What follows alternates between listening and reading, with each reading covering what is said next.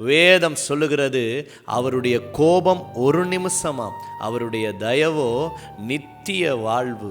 எனக்கு பிரியமானவர்களே, ஏதேனிலே மனுஷன் பாவம் செய்த பொழுது நீதியுள்ள தேவன் அவர்களை தண்டித்தார், உண்மைதான்.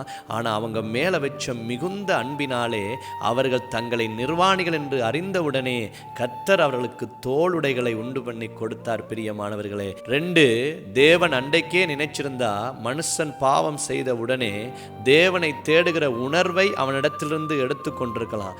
ஆனால் மனுஷன் பாவம் செய்த பொழுதும் மனுஷன் மேலே வச்ச அன்பினாலே தேவன் தன்னை தேடுகிற உணர்வை இன்றைக்கும் மனுஷனிடத்திலிருந்து எடுத்துக்கொள்ள. பிரியமானவர்களே, இன்றைக்கும் பாருங்க, நம்முடைய இருதயம் கர்த்தருக்காய் வாஞ்சிக்கிறது, ஏங்குகிறது, கர்த்தரை தேடுகிறது. பிரியமானவர்களே, 3, அதே ஏதெனிலே கர்த்தர் தம்முடைய அன்பை காண்பிக்கிறார். தம்முடைய ஒரே பேரான குமாரனாகிய கிறிஸ்துவை இந்த பூமிக்கு அனுப்பி ஏதெனிலே மனுஷன் இழந்த உறவை கல்வாரி சிலுவையிலே கொடுப்பதற்கு, தேவனுக்கும் மனிதனுக்கும் இருக்கிற உறவை மறுபடியும் இணைப்பதற்கு ஏதெனிலே முடிவெடுத்தார். தம்முடைய ஒரே பேரான குமாரனாகிய கிறிஸ்துவை இந்த பூமிக்கு அனுப்பும்படிக்கும் நமக்கு நித்திய வாழ்வை கொடுப்பதற்கும். ஆம் பிரியமானவர்களே, நம்முடைய தேவனாகிய கர்த்தருடைய கோபம் ஒரு நிமிஷம்தான், ஆனால் அவருடைய தயவோ நித்திய வாழ்வு. பிரியமானவர்களே.